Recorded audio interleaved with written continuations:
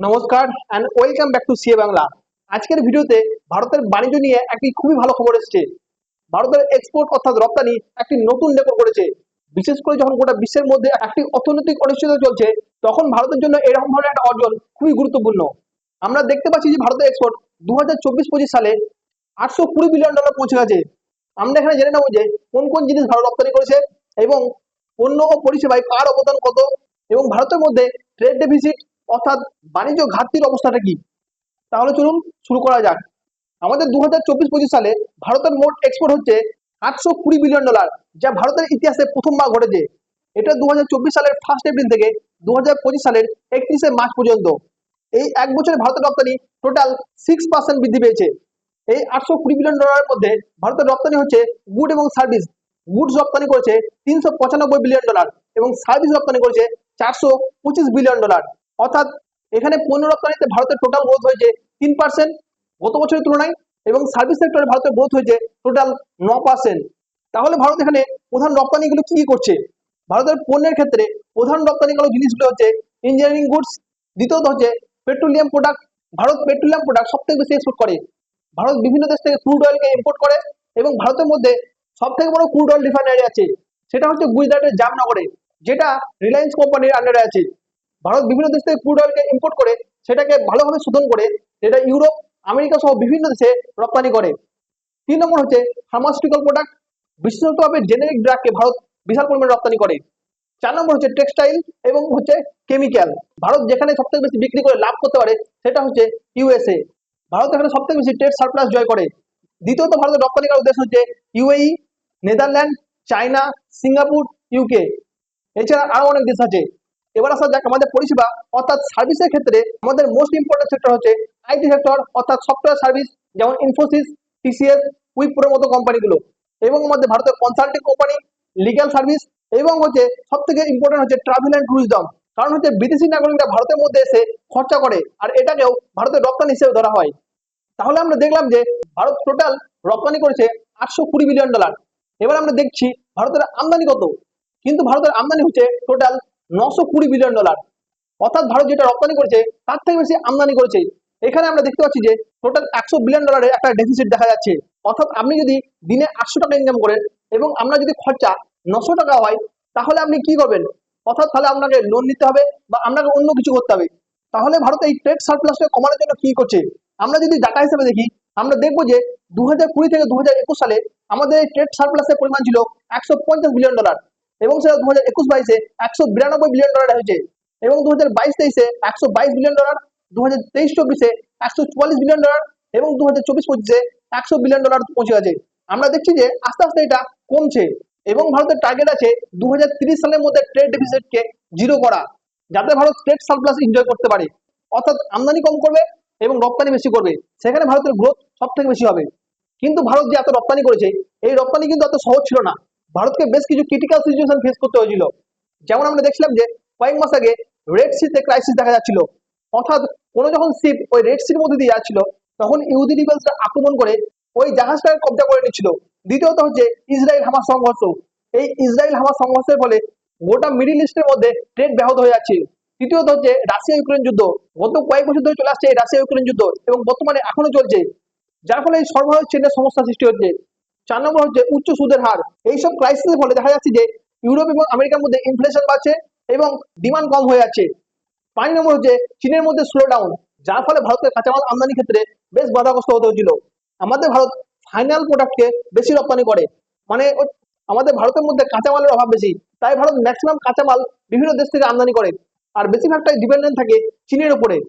তাই ভারতকে কাঁচামাল আমদানি ক্ষেত্রে একটা নির্দিষ্ট পথ খুঁজতে হবে, এবং ভারতের মধ্যে সেটাকে উৎপাদন করার চেষ্টা করতে হবে। তবেই ভারত এই ট্রেড সারপ্লাসকে এনজয় করতে পারবে। কিন্তু এত সব কিছু সমস্যা থাকা সত্ত্বেও ভারত $820 বিলিয়ন এক্সপোর্ট করেছে। এই $820 বিলিয়ন একটা এক্সপোর্ট, তার জন্য গভর্নমেন্ট বেশ কিছু পদক্ষেপ নিয়েছিল। যেমন হচ্ছে প্রথমত প্রোডাক্ট লিঙ্ক ইনিশিয়েটিভ স্কিম। এই প্রোডাক্ট লিঙ্ক ইনিশিয়েটিভ স্কিমের মধ্যে ভারতের উৎপাদন ক্ষমতাকে চাঙ্গা করতে একটি গুরুত্বপূর্ণ ভূমিকা রাখছে। ভারত সরকার 14টি খাতে এই স্কিমকে চালু করেছে, যেখানে electronics, pharmaceutical product, food processing, textile এবং আরো অনেক সেক্টর। এই স্কিমের মাধ্যমে ভারত সরকার উৎপাদনকারীদের কোম্পানিতে সরাসরি ইনসেন্টিভ দিচ্ছে, যার ফলে তাদের উৎপাদন বাড়াতে পারছে এবং আন্তর্জাতিক বাজারে একটা প্রতিযোগিতা করতে পারছে। এই স্কিমের মাধ্যমে ভারত সরকার মোবাইল ফোন, ল্যাপটপ এবং অ্যাক্টিভ ফার্মাসিউটিক্যাল ইনগ্রেডিয়েন্টস এমনকি টেক্সটাইলের রপ্তানি পর্যন্ত বাড়ছে। দ্বিতীয়ত হচ্ছে ফ্রি ট্রেড এগ্রিমেন্ট। ভারত ইতিমধ্যেই ইউএই এবং অস্ট্রেলিয়ার সঙ্গে ফ্রি ট্রেড এগ্রিমেন্ট সই করেছে, যার ফলে এই দেশগুলোতে ভারতের পণ্যের আমদানি শুল্ক কমে যাচ্ছে।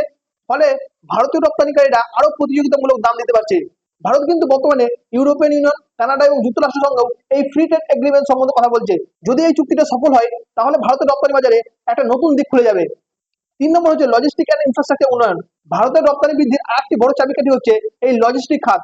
ভারত সরকার গতিশক্তি মাস্টার প্ল্যান এবং পিএম মিত্রা প্রকল্প চালু করেছে, যাতে রপ্তানিকারীরা দ্রুত এবং কম খরচে পণ্য পাঠাতে পারে, এবং নতুন ইন্ডাস্ট্রিয়াল করিডোর, এক্সপ্রেসওয়ে, নতুন পোর্ট ইত্যাদি তৈরি করছে, যার ফলে ভারতের মধ্যে এক্সপোর্ট ক্ষমতা খুবই তাড়াতাড়ি বৃদ্ধি পাচ্ছে। 4 নম্বর হচ্ছে ব্র্যান্ড ইন্ডিয়া, যার মাধ্যমে ভারতীয় পণ্যের বিশ্বাসযোগ্যতা বাড়াতে সাহায্য করছে ভারত সরকার এই ব্র্যান্ড ইন্ডিয়া প্রচার করে। এখানে শুধু বেশি উৎপাদন নয়, বরং আন্তর্জাতিক মানকে বজায় রেখে উৎপাদন করাই হচ্ছে প্রধান লক্ষ্য। যেমন ভারতের আয়ুর্বেদিক, হস্তশিল্প, চা, কফি, হ্যান্ডলুম ইত্যাদি এই পণ্যের জন্য বিশেষ প্রচার করা হচ্ছে। 5 নম্বর হচ্ছে বিশ্ব রাজনীতি ও ভারতের জন্য সুযোগ। আমরা দেখছি যে বিশ্বের মধ্যে যে ভূ রাজনৈতিক পরিস্থিতি চলছে সেটা ভারতের জন্য একটা নতুন সুযোগ তৈরি করছে। যেমন আমরা দেখছি চীনের সঙ্গে ওয়েস্টার্ন কান্ট্রি, ইউএসএ এবং ইউরোপিয়ান ইউনিয়ন তারা চীনের বিকল্প হিসাবে অন্য কোনো দেশকে খুঁজছে। তারা এই প্রকল্পকে বলছে যে চাইনা প্লাস ওয়ান পলিসি, যেখানে ভারত একটা বড় সুযোগ নিতে পারে। দ্বিতীয়ত হচ্ছে রাশিয়া ইউক্রেন যুদ্ধের প্রভাব। এই রাশিয়া ইউক্রেন যুদ্ধের ফলে ইউরোপের বাজারে সরবরাহের ঘাটতি হচ্ছে, যেটা ভারত সম্পূর্ণরূপে পূরণ করতে পারে। এমনকি বর্তমানে ট্রাম্পের যে শুল্ক নীতি চলছে, যেখানে ভারত সহজেই চীনকে ট্যাকেল করে আমেরিকাতে রপ্তানির সুযোগ বাড়াতে পারে। আমাদের ভারতের মধ্যে সবথেকে বড় ট্রেড ডেফিসিট কোন দেশ বলতো? ভারতের মধ্যে সবথেকে বড় ট্রেড ডেফিসিট হচ্ছে চীন। আমরা চীন থেকে বেশি পরিমাণে ইলেকট্রনিক্স, মেশিনারি, কেমিক্যাল আমদানি করি, যেটার পরিমাণ হচ্ছে 80 থেকে 100 বিলিয়ন ডলার। যেটা আমাদের টোটাল ডেফিসিট, সেই টাকাটা প্রায় এই চায়নায় লাভ করে। দ্বিতীয়ত হচ্ছে ভারত সবথেকে বেশি ইম্পোর্ট করে এই ক্রুড অয়েল। এই ক্রুড অয়েল সবথেকে বেশি ইম্পোর্ট করা হয় কোন দেশ থেকে? রাশিয়া, সৌদি আরব, ইরাক, ইন্দোনেশিয়া থেকে কোল এবং পাম তেলকে বেশি আমদানি করা হয়। তাহলে আমাদের এখানে দেখতে হবে যে আমাদের ট্রেড ডেফিসিটটা বেশি হচ্ছে এই চীন থেকে। আমরা যদি এই চীনকে কন্ট্রোল করতে পারি তাহলে এই ট্রেড ডেফিসিটকে অনেকটাই কমানো সম্ভব। এখানে ভারতের প্রধান লক্ষ্য কি? ভারত বলছে যে 2028 সালের মধ্যে ভারতের টোটাল রপ্তানি $1 ট্রিলিয়ন করা, যেখানে ভারত রপ্তানি করবে হাই ভ্যালু এক্সপোর্ট, যেমন ডিফেন্স, সেমিকন্ডাক্টর, ফিনটেক এবং ডিজিটাল সার্ভিস। ভারতের মধ্যে প্রায় 50% রপ্তানি এই এমএসএমই খাত থেকে আসছে, অর্থাৎ মাইক্রো স্মল মিডিয়াম এন্টারপ্রাইজ থেকে।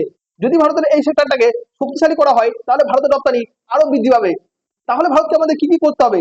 যদি ভারতের রপ্তানি বৃদ্ধি করতে হয় তাহলে এই বৃদ্ধি বাড়ানোর জন্য বেশ কিছু চ্যালেঞ্জের মোকাবিলা করতে হবে।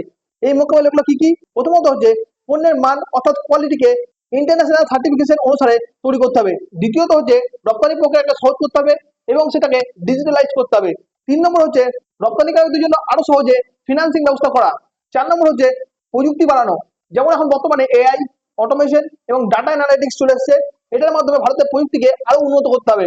যদি আমরা এই চ্যালেঞ্জগুলি সরকার এবং বেসরকারি সংস্থা মিলে যৌথভাবে কাজ করে এই সমস্যাগুলি সমাধান করতে পারি তাহলে ভারতের রপ্তানি আরো অনেক বৃদ্ধি পাবে। অর্থাৎ 2024-25 সালে ভারতের রপ্তানি খাতে যেমন চ্যালেঞ্জ আছে, ঠিক তেমনই প্রচুর সম্ভাবনা রয়েছে। ভারতের নীতি, ব্যবসায়িক পরিবেশের উন্নতি এবং বৈশ্বিক বাজারের পরিবর্তন, এই সব মিলে ভারতের রপ্তানি বাজার একটি নতুন অধ্যায় প্রবেশ করেছে। এখানে আপনার কি মনে হয় ভারতের যে টার্গেট $1 ট্রিলিয়ন, এটা কত সালের মধ্যে অ্যাচিভ করতে পারবে? এ বিষয়ে আপনার কি মতামত? কমেন্টে অবশ্যই লিখে জানান।